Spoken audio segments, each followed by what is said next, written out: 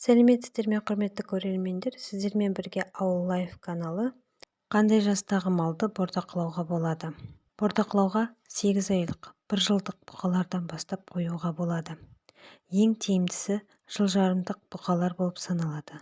Жалпы 3 жылдық бұқаларға дейін бордақылауға болады. Бордақылауға малды қалай үйретеміз? Малға аз мөлшерде уатылған жем дақылдарымызды салып, оны жеп бітіргенше шөп салмау. Осы қарапайым әдіспен тез әрі тиімді үйретіп алуға болады. Бордақылауға пайдаланатын дақылдар мен жем-шөптер. Ірі қараны дұрыс бордақыласа, тәулігіне 800 мың грамм салмақ қосады. Ол үшін міндетті рацион мынадай: 50-60% шөп, қатты азық, 20-30% жем, жұмсақ азық, 10-20% шырынды азық. Жемнің кез келген түрлерін немесе араласқан түрлерін де бере аласыз.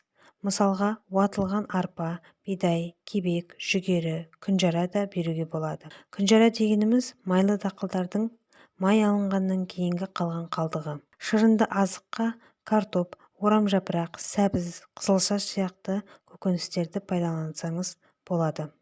Бордақыланатын малға берілетін жемнің мөлшері қандай болғаны дұрыс? Ірі қараны бордақылауға қойғаннан бастап бірден көп мөлшерде жем беруге болмайды. Бұл өз кезегінде малдың жемді жемей қоюына алып келеді. Сөйтіп малыңыз салмағын қоспайды. Бұндай болмас үшін келесідей жасаңыз. Бірінші, 1-2 апта 600-700 грамм мөлшерінде жемді таңмен және кешке беріп малды үйретіп алыңыз. Екінші, 1 ай 1300-1400 грамм шамасында күніне 2 мезгіл берсеңіз жеткілікті. Үшінші, екінші айдан бастап 2100-2200 грамм мөлшеріне көтересіз.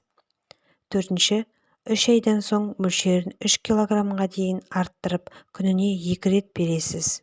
Ірі қараның салмақ қоспай қалуының себептері. Бірінші, рационы дұрыс болып мөлшерін сақтасаңыз, бұқалар жемді жақсы жейді. Бірақ олардың кейбірі сонда да жемді жемеуі мүмкін.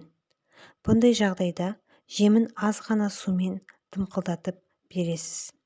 Екінші, бұқаның салмақ жинамауына қотыр ауруы кедергі болады. Сондықтан оны жоюға тырысыңыз. Ивермек дәрісін қайталап егуге болады. Немесе айвен екпесін тері астына еккен де дұрыс. Үшінші, егер малдың нәжісінде қан байқасаңыз, бұл ішек құртуы мүмкін. Оны болдырмас үшін ивермек дәрісін бордақылауға қойған кезде бірден еккен дұрыс.